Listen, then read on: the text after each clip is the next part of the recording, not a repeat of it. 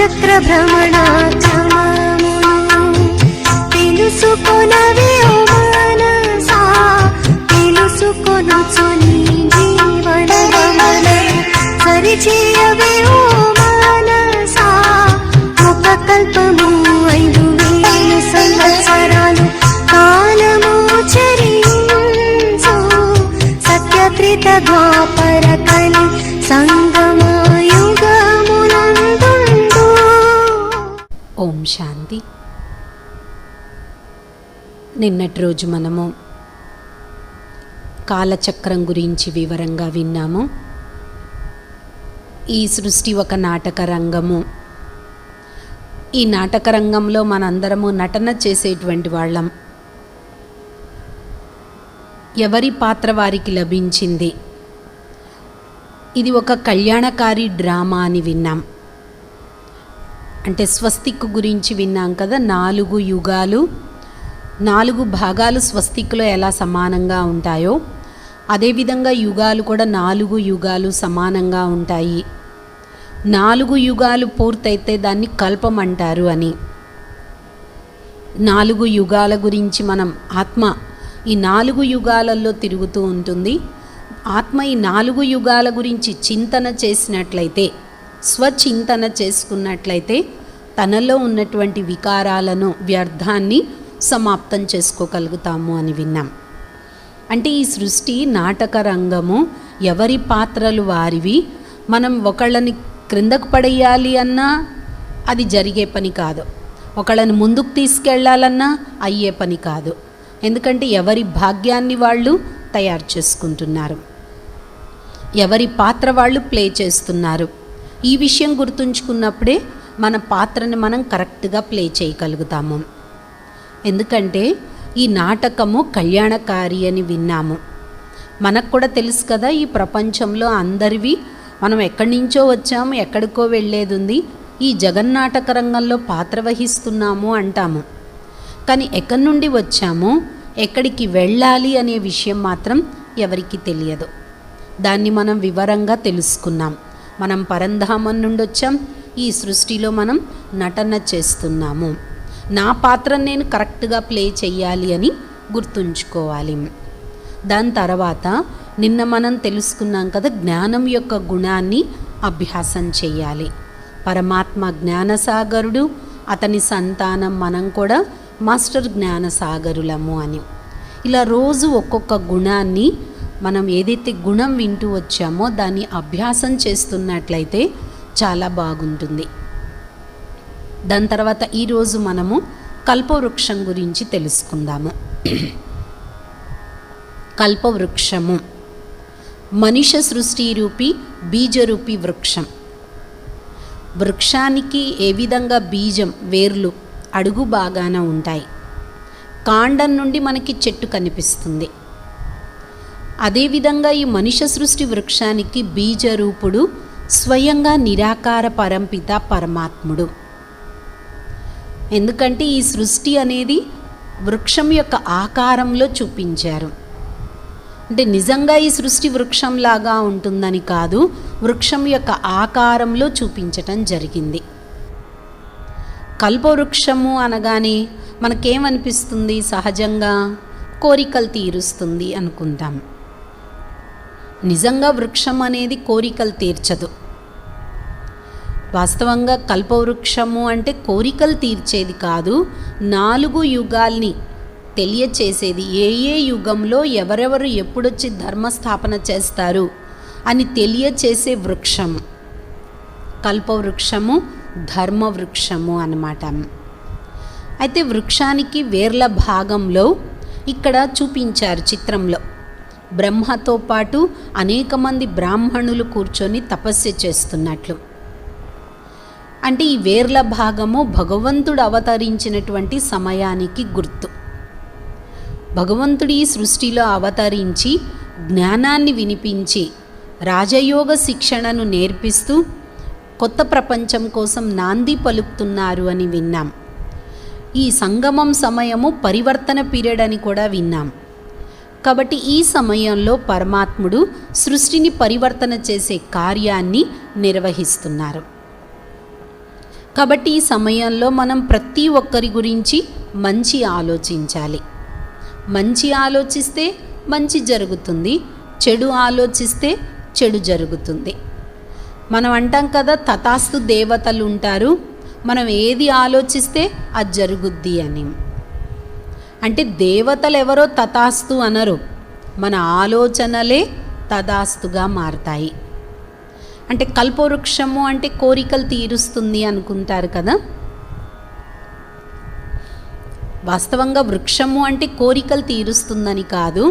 అక్కడ కథ చెప్తారు.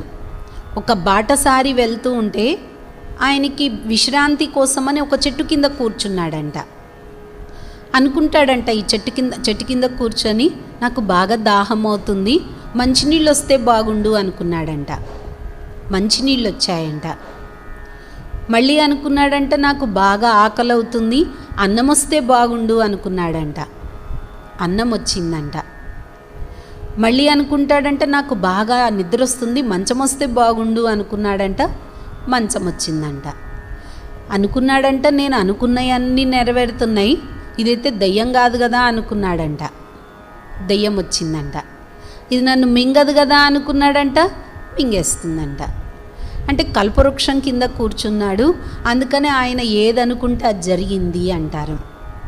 అంటే కల్పవృక్షం కింద కూర్చున్నామని కాదు అక్కడ అర్థము.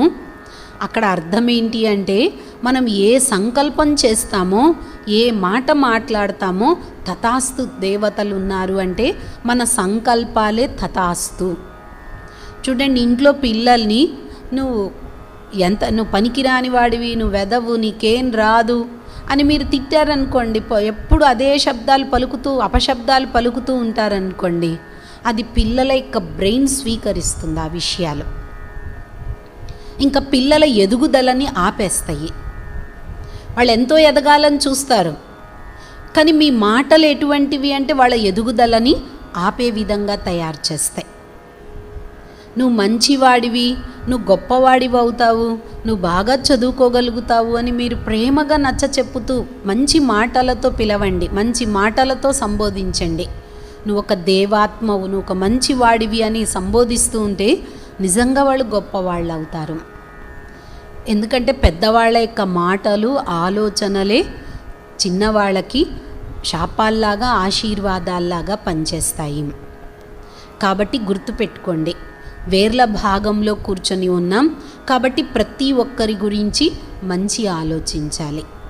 మంచి ఆలోచిస్తే మంచి జరుగుతుంది, చెడు ఆలోచిస్తే చెడు జరుగుతుంది. అయితే పరమాత్ముడు ఈ సంగమ యుగంలో వచ్చి ఆది సనాతన దేవీ దేవతా ధర్మాన్ని స్థాపిస్తున్నారు. ఏ విధంగా వృక్షానికి కాండం ఒకటే ఉంటుంది, కొమ్మలు రెమ్మలు శాఖోపశాఖలుగా వృద్ధి అవుతాయి. అదేవిధంగా ఈ మనుష్య సృష్టి వృక్షానికి కాండము దేవీ దేవతా ధర్మం. సత్యత్రేతాయుగాలలో ఒకే ఒక్క దేవీ దేవతా ధర్మం ఉంటుంది. ఒకే కులము, ఒకే మతము, ఒకే ధర్మం, ఒకే రాజ్యం, ఒకే భాష ఉంటాయి. ఆ రెండు యుగాలలో పూర్తి సుఖ సంతోషాలతో మన జీవన విధానాన్ని గడుపుతాము. ఆ రెండు యుగాలలో అందరిలో మంచి దైవీ సంస్కారాలు ఉంటాయి, ఎటువంటి ఆసురి అవగుణాలు ఉండవు. సత్యయుగంలో లక్ష్మీనారాయణల రాజ్యం, త్రేతాయుగంలో సీతారాముల రాజ్యం ఉంటుంది. ఆ రెండు యుగాలలో ధర్మం కూడా 4 పాదాల మీద నడుస్తుంది. దాని తర్వాత ద్వాపర యుగం వస్తుంది. అంటే చెట్టు పెరుగుతూ ఉంటే కాండానికి కొమ్మలు రెమ్మలు విస్తీరణ అవుతాయి. ద్వాపర యుగము అంటేనే దోపుర్ 2 భాగాలుగా విభజన అయిపోతుంది. అంటే ద్వాపర యుగము అంటే ధర్మాల యుగం. ద్వాపర యుగానికి వచ్చేటప్పటికి ఒక్కొక్క ధర్మాత్మ వచ్చి తమ తమ ధర్మాల్ని స్థాపన చేసుకుంటారు.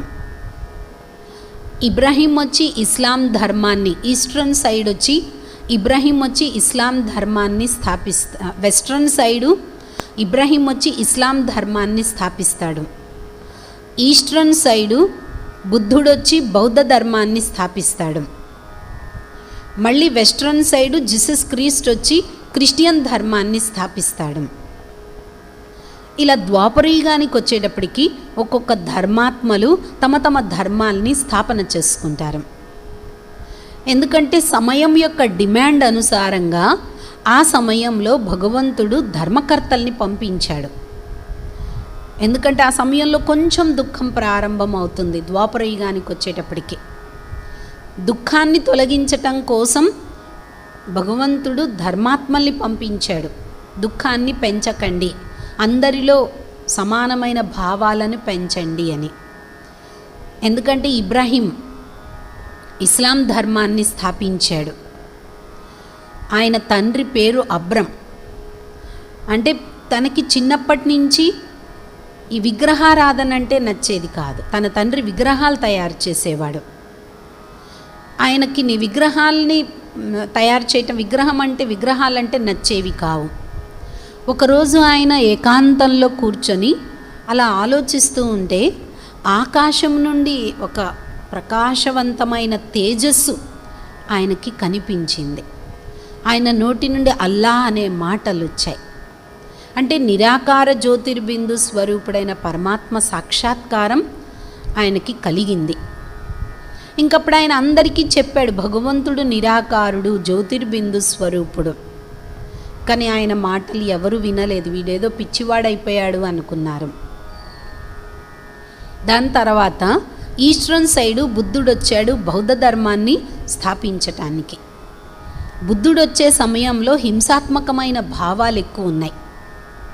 హింసాత్మకమైన భావాలను తొలగించటం కోసం బుద్ధుడు అహింస గురించి చెప్పాడు. అయినా ఎవ్వరు బుద్ధుడి మాటలు వినలేదు. మళ్ళీ వెస్ట్రన్ సైడ్ క్రీస్తు వచ్చాడు, క్రిస్టియన్ ధర్మాన్ని స్థాపించాడు. ప్రేమ, ఆప్యాయతలు ఇవన్నీ పెరగాలి అన్నాడు. ఆయన క్రీస్తుని లాస్ట్కి ఈర్ష్యా ద్వేషాలలో వచ్చి సిలువ పైన ఎక్కించారు.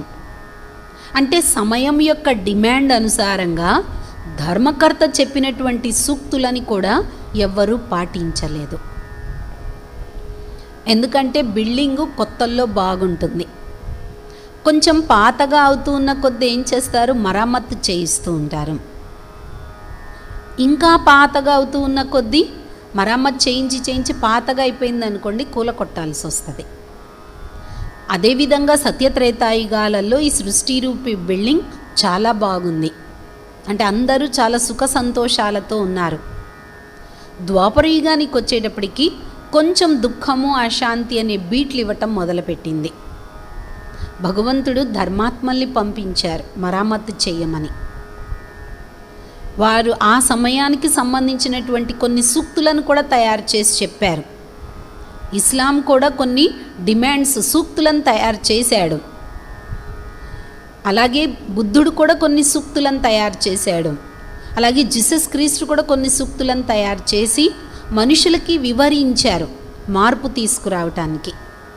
కానీ ఎవ్వరూ వాళ్ళ యొక్క విషయాలని పట్టించుకోలేదు. అయితే ఇక్కడ మనం ముఖ్యంగా తెలుసుకోవాల్సింది ధర్మాత్మకు పరమాత్మకు తేడా ఏంటి. ధర్మాత్మ కేవలం ధర్మస్థాపనే చేస్తారు, కానీ పరమాత్మ ధర్మంతో పాటు రాజ్యస్థాపన కూడా చేస్తాడు. ధర్మాత్మ కేవలం తన ధర్మానికే ధర్మపిత, కానీ పరమాత్ముడు సర్వాత్మలకు తండ్రి. ధర్మాత్మ ఎప్పుడైతే వస్తాడో ఆ ధర్మానికి సంబంధించిన ఆత్మలు నెమ్మదిగా క్రిందకు దిగుతాయి. పరమాత్మ ఎప్పుడైతే వస్తారో సృష్టిలో ఉన్నటువంటి ఆత్మలందరినీ తనతోడింటికి తీసుకెళ్తారు. ఇదే ధర్మాత్మకు పరమాత్మకు ఉన్నటువంటి తేడా అన్నమాట. అయితే ఏ ఆత్మ అయినా ధర్మాన్ని స్థాపించేవారు ఎవరైనా ఫస్ట్ పరంధామం నుండి ఆత్మలు వస్తాయి. ఏ విధంగా బుద్ధుడు చిన్నప్పుడు ఆయన పేరు సిద్ధార్థుడు. ఆయనకి చిన్నప్పటి నుంచే జ్యోతిష్కంలో చెప్పారంట, అయితే సామ్రాట్ అన్న అవుతాడు, సన్యాసి అవుతాడు. అందుకని తన తండ్రి ఏం చేస్తాడు, చిన్నప్పటి నుంచి రాజ్యం నుండి బయటకు పంపించేవాడు కాదు. ఆయనకి వివాహం అయింది, పిల్లలు పుట్టారు. కానీ ఒకరోజు రాజ్యంలో వెళ్తూ ఉంటే పిల్లవాడు చనిపోవటం, తల్లి ఏడవటం చూసి ఆయనలో ఒక రకమైన వైరాగ్యం ఏర్పడి అన్నీ వదిలేసి వెళ్ళిపోయాడు అంటారు. అంటే ఎప్పుడైతే ఆయనలో బుద్ధుని యొక్క ఆత్మ ప్రవేశిస్తుందో ఆయనలో వైరాగ్యం ఏర్పడింది. అంటే ఆయన శరీరంలో 2 ఆత్మలు, ఒకటి బుద్ధుని ఆత్మ, రెండవది సిద్ధార్థుని ఆత్మ. 2 ఆత్మలు ఉన్నట్లు. ఎందుకంటే ఏ ధర్మకర్త అయినా ధర్మస్థాపన చేయటానికి డైరెక్ట్ తల్లి గర్భంలో ప్రవేశించరు, పరకాయ ప్రవేశం చేస్తారు. ఏ విధంగా భగవంతుడి గురించి కూడా విన్నాం కదా, ప్రజాపిత బ్రహ్మ శరీరాన్ని ఆధారంగా తీసుకున్నారు అని. అదేవిధంగా ధర్మాత్మ కూడా పరకాయ ప్రవేశం గావించి తన ధర్మస్థాపన చేస్తారు. అయితే ఏ ఆత్మ అయినా ఈ సృష్టిలో వచ్చారు అంటే ఈ నాటకం పూర్తయ్యే వరకు ఇక్కడే తిరగాల్సిందే. కానీ పరమాత్మ అలా కాదు. ఎందుకంటే పరమాత్ముడు జ్ఞానం చెప్తారు, పరంధామానికి వెళ్ళిపోతారు. కాబట్టి ధర్మాత్మకి పరమాత్మకి ఉన్నటువంటి తేడా అన్నమాట. ఇలా ద్వాపరయుగానికి వచ్చేటప్పటికి ఒక్కొక్క ధర్మాలు వచ్చి తమ తమ ధర్మాలన్నీ స్థాపన చేసుకుంటాయి. కలియుగానికి వచ్చేటప్పటికి చెట్టుకి ఎన్ని ఆకులు ఉంటాయో లెక్క పెట్టలేమో అన్ని కులాలు, మతాలు, ధర్మాలు, సంస్థలు అనేవి వృద్ధి అవుతూ వచ్చాయి. పెరుగుట దేని కొరకు అంటే విరుగుట కొరకే. అతి పెరుగుతుంది ఎందుకు అంటే అంతం కావటం కోసం. కాబట్టి అనేక ధర్మాలు పెరుగుతున్నాయి అంటే అంతం కావటం కోసం. కలియుగంలో అంటే కలియుగం స్టార్టింగ్లో, ద్వాపరయుగం చివర, కలియుగం స్టార్టింగ్లో మొహమ్మద్ ప్రవర్తకు వచ్చి ముస్లిం ధర్మాన్ని, గురునానక్ వచ్చి సిక్కు ధర్మాన్ని, ఇలా అనేక మఠాలు, సంస్థలు, సమాజాలు అనేవి వృద్ధి అయ్యాయి. ఇప్పుడు ప్రపంచం అనేది అంతిమ దశకు వచ్చేసింది. ఈ కలియుగం అనేది 3 రకాల ద్వారా వినాశనం అవుతుంది. ఒకటి ప్రకృతి వైపరీత్యాలు, రెండవది అణుబాంబులు, మూడవది గృహ కలహాలు, మత కలహాల ద్వారా. ఈ 3 రకాల ద్వారా ప్రపంచం వినాశనం అవుతుంది. భారతదేశం భవిష్యత్తు చాలా ఉజ్వలంగా ఉంటుంది. ఎందుకంటే భారతదేశంలో అణుబాంబుల ప్రభావం ఉండదు. ఈ భారతదేశమే మరలా తిరిగి స్వర్గంగా మారబోతుంది. కాబట్టి భారతదేశంలో అణుబాంబుల ప్రభావం ఉండదు. 3 రకాలతో ఈ ప్రపంచం వినాశనమయ్యి మరలా తిరిగి నూతన ప్రపంచం, కొత్త ప్రపంచం స్థాపన అవుతుంది. ఎప్పుడైతే ఈ ప్రపంచం వినాశనం అవుతుందో ఆత్మలన్నీ దోమల్లాగా ఇంటికి వెళ్తాయి. భగవంతుడి దగ్గరికి, పరంధామానికి భగవంతుడి తోడు చేరుకుంటాం. మళ్ళీ తిరిగి ఈ సృష్టిలో సత్యయుగంలో వచ్చి పాత్రను అభినయిస్తుంది మన ఆత్మ. ఈ విధంగా 4 యుగాల్ని కలిపి కల్పవృక్షము అన్నారు. ధర్మవృక్షము, వెరైటీ వృక్షము అని కూడా అంటారు. అంతేకాని నిజంగా కల్పవృక్షము అంటే కోరికలు తీరుస్తుందని కాదు. కాబట్టి పరమాత్ముడు ఈ సంగమ యుగంలో వచ్చి మనందరికీ శ్రేష్టమైనటువంటి కర్మల్ని నేర్పించారు. బ్రహ్మ ద్వారా వచ్చి మన సంస్కారాలను పరివర్తన చేసుకోవటం నేర్పించారు. ఎంతెంత మన సంస్కారాలు, మనలో గుణాలను పరివర్తన చేసుకుంటామో అంత మన జీవితం ఉన్నతంగా మారుతుంది. ఎందుకంటే సత్యత్రేతాయుగాలు 2 యుగాలలో అందరిలో దివ్యమైన గుణాలుంటాయి, ఆసురి అవగుణాలనేవి ఉండవు. దేవతలు ఉన్నప్పుడు అసురులు ఉండరు, అసురులు ఉన్నప్పుడు దేవతలు ఉండరు. దేవతలకి అసురులకి యుద్ధం జరిగింది అంటాం. నిజంగా అలా జరగదు. మనలో ఉన్నటువంటి ఆసురీ సంస్కారాలకు, దైవీ సంస్కారాలకు జరిగినటువంటి యుద్ధము ధర్మం యొక్క యుద్ధమే కానీ నిజంగా దేవతలకి అసురులకు జరగటం కాదు. ఆ 2 యుగాలలో మనం పూర్తి సుఖ సంతోషాలతో ఉంటాం. అటువంటి ప్రపంచాన్ని పరమాత్ముడిప్పుడు మన కోసం స్థాపన చేస్తున్నారు. ఆ ప్రపంచంలో పూర్తి సుఖ సంతోషాలు ఉంటాయి. అందరూ దేవతలుగా ఉంటారు, అందరూ పరస్పరంలో కలిసిమెలిసి ఉంటారు. కానీ ఈ ప్రపంచంలో అటువంటి సంస్కారాలు లేవు. కలిసిమెలిసి ఒకళ్ళు ముందుకు వెళ్తే చూడలేకపోతున్నారు, ముందుకు వెళ్ళే వాళ్ళని వెనక్కి లాగాలని చూస్తున్నారు. అటువంటి సంస్కారాలు కలిగిన మానవులను మనందరినీ భగవంతుడు పరివర్తన చేస్తున్నారు. ఎందుకంటే ఈ నాటకము అని విన్నాం కదా, ఈ నాటకంలో అందరివి రకరకాల పాత్రలు. ఒకవేళ ఎవరి పాత్రనైనా మనం వెనక్కి లాగాలని ప్రయత్నించినా అహంకారంలో వచ్చి వాళ్ళ పాత్ర తప్పకుండా ప్రత్యక్షమవుతుంది, వాళ్ళ విశేషతలు తప్పకుండా ప్రత్యక్షమవుతాయి. అందుకే ఒక కథ చెప్తారు. ఒకసారి ఒక గంప, అంటే గంపలు ఉంటాయి కదా, కోడిని తనలో దాచుకోవటానికి ప్రయత్నం చేస్తూ ఉంటుంది. అంటే ఏం చేస్తారు, కోడి మీద గంప బోర్లిస్తారు కదా, ఆ కోడి పాపం విలవిలా కొట్టుకుపోతూ ఉంటుంది. అయితే పక్కన ఒక పుష్పం ఉందంట. ఆ పుష్పం ఉందంట, ఎందుకు ఆ కోడికి స్వతంత్రాన్ని ఇవ్వచ్చు కదా, స్వతంత్రాన్ని ఇస్తే అది హాయిగా తిరుగుద్ది కదా అంటే గంపందంట, నా ఇష్టం, అది నా పని, నేను ఎవరినైనా మోసుకెళ్ళగలుగుతాను, నేను ఎవరినైనా కప్పగలుగుతాను. అంటే గంపలో కొన్ని సామాన్లు కూడా తీసుకెళ్తారు కదా, మోసుకెళ్తారు. కాబట్టి కొన్ని సామాన్లు నేను మోసుకెళ్ళగలను, నేను కొందరిని కప్పగలను అన్నదంట. కావాలంటే నిన్ను కూడా కప్పగలుగుతాను అని ఆ పుష్పాన్ని కూడా కప్పేసిందంట గంప. అయితే పుష్పాన్ని కప్పగలిగింది, కానీ పుష్పంలో ఉన్న సుగంధాన్ని అయితే కప్పలేకపోయింది కదా. అయితే అటువైపు వెళ్తూ ఉంటే వాళ్ళకి మంచి సుగంధం వచ్చిందంట, పుష్పాల సుగంధం. ఎక్కడొచ్చిందా అని చూసేటప్పటికి గంప దగ్గర వాసన వస్తుంది. వాసన వచ్చేటప్పటికి ఆ గంపను తీసి ఆ పుష్పాన్ని తీసుకొని అది భగవంతుడి పూజ కోసం సమర్పించారంట. అంటే చూడండి, ఎవరి విశేషతలైన వ్యక్తం కావటానికి అహంకారంలో వచ్చి మనం వాళ్ళని వెనక్కి తొయ్యాలని ప్రయత్నించినా వాళ్ళ విశేషత తప్పకుండా ప్రత్యక్షమవుతుంది. అంటే ప్రస్తుత సమాజంలో మనిషి యొక్క ఆలోచన విధానాలు అలా అయిపోయాయి. కాబట్టి అటువంటి మనస్తత్వాలు ఉన్నటువంటి మనందరినీ పరమాత్ముడు ఈ సృష్టిలో అవతరించి పరివర్తన చేసే కార్యాన్ని నిర్వహిస్తున్నారు. కాబట్టి ఈ సంగమయుగ సమయము పరివర్తన యొక్క పీరియడ్ అన్నమాట. ఈ సమయంలోనే పరమాత్ముడు మనందరి జీవితాన్ని పరివర్తన చేసి మనలో మంచి దివ్య గుణాలను, మంచి కర్మల్ని నేర్పిస్తున్నారు. ఎంతెంత మనం మంచి సద్గుణాలను ధారణ చేస్తామో అంత మన జీవితం శ్రేష్టంగా మారుతుంది. కాబట్టి ఇది జీవితాన్ని పరివర్తన చేసుకునే సమయం కాబట్టి మన జీవితాన్ని ఎంత వీలైతే అంత శ్రేష్టంగా తీర్చిదిద్దుకుందాము. ఈరోజు మనం అభ్యాసం చేద్దాము.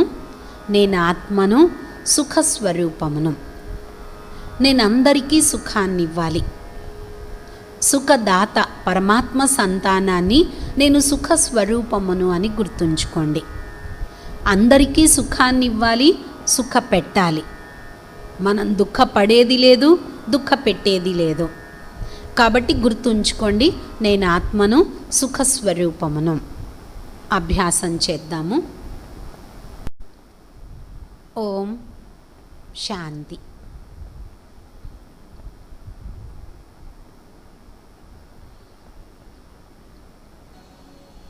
నేను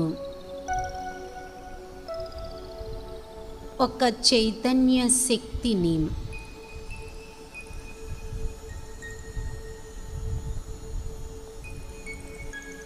అతి సూక్ష్మాతి సూక్ష్మమైన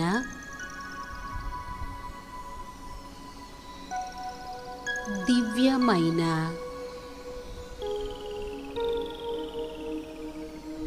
జ్యోతిర్బిందు స్వరూపమును.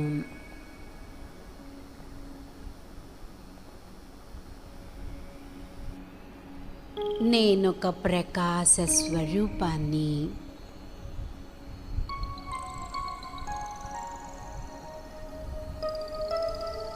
భూమధ్య స్థానంలో మెరిసే నక్షత్రాన్ని.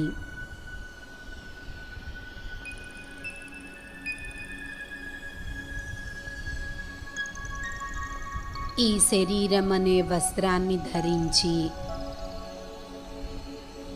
సృష్టి రంగస్థలంలో పాత్రను అభినయిస్తున్నాను.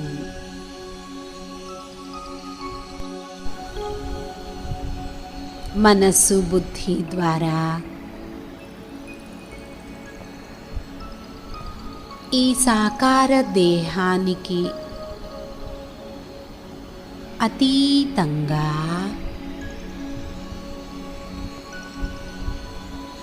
ధ్వని ప్రపంచానికి దూరంగా పంచతత్వాలకు పైన సూక్ష్మలోకానికి పైన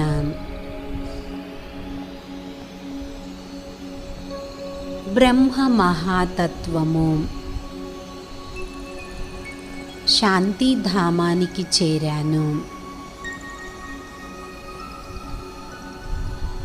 ఇదియే నా నివాసము. నేనాత్మను, శాంతిధామ నివాసిని. శాంతి సాగరుడు, ప్రేమ సాగరుడు, జ్ఞాన సాగరుడైన పరమపిత పరమాత్మకు సమీపంగా చేరుకున్నాను.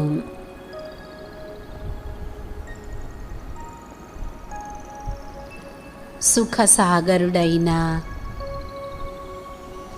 పరమాత్మ నుండి సుఖం యొక్క కిరణాలు నా పైన ప్రసరిస్తున్నాయి.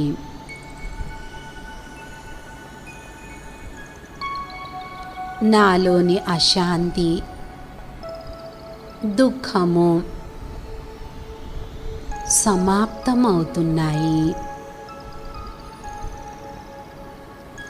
నేనొక సుఖ స్వరూపమును, సుఖదేవుడను, సుఖదాతను. నేనందరికీ సుఖాన్నే ఇస్తాను. నేను సుఖంగా ఉన్నాను, అందరూ సుఖంగా ఉన్నారు.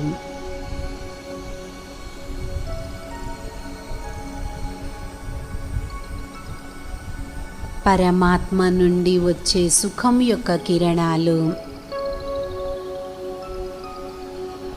నా భ్రూమధ్య స్థానంలో ప్రసరిస్తున్నాయి.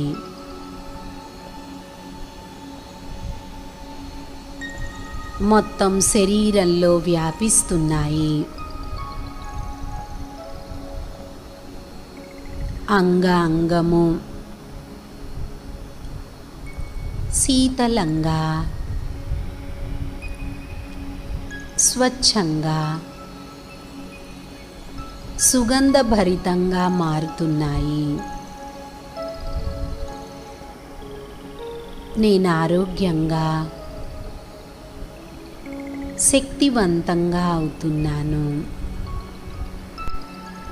నేను ఆత్మను. మనస్సు బుద్ధి ద్వారా తిరిగి పరంధామం నుండి, సూక్ష్మలోకం నుండి సాకార ప్రపంచంలో, సాకార శరీరంలో ప్రవేశించాను. ఓం శాంతి శాంతి శాంతి. ఓం శాంతి. ఈ విధంగా మనం సుఖం యొక్క గుణాన్ని అభ్యాసం చేస్తూ ఆ సుఖం యొక్క కిరణాలు మన శరీరంలో కూడా, పరమాత్మ నుండి వచ్చే శక్తి కిరణాలు మన శరీరంలో కూడా ప్రసరిస్తున్నట్లు, మనలోని రోగ నిరోధక శక్తి పెరుగుతున్నట్లు మనం అభ్యాసం చెయ్యాలి. అప్పుడే శారీరకంగా, మానసికంగా ఆరోగ్యంగా కాగలుగుతాము. రేపటి రోజు పరమాత్ముడు, మనం విన్నాం కదా, స్వర్గస్థాపన చేస్తున్నారు. ఈ స్థాపనా కార్యంలో మన కర్మలు శ్రేష్టంగా తీర్చిదిద్దుకునే విధానం చెప్తున్నారు. కర్మలు ఎటువంటివి, ఎన్ని రకాల కర్మలు ఉంటాయి, మన కర్మ సిద్ధాంతం గురించి రేపటి రోజు మనం వివరంగా విందాము. ఓం శాంతి. కాలచక్ర భ్రమణాత్మమును